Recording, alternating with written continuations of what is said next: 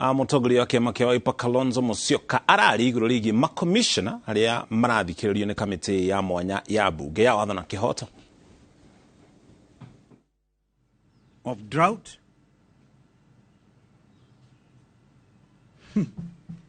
compounded by GMO politics, GMO, without any public participation. And here I want to thank the Catholic Church for beginning to show leadership. We're not going to kill our people through GMO. And I think as Kenyans, we are very good at forgetting things very fast, but how do we forget about that which is going to kill us with cancer? Ugonjwa saratani.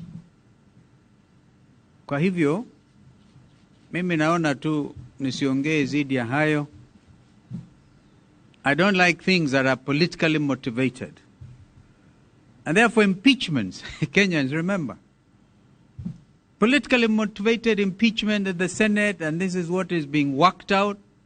I want to urge the Committee of JLAC to stand as a different committee, believing in the rule of law, fair justice, administrative justice, and we all belong in this country. In fact, the country is beginning to get together. But it looks like our friends want to take Kenyans back to the streets. Kenyans would have wanted a peaceful Christmas. But why are you doing this to our country? Cry, my beloved Kenya. Thank you.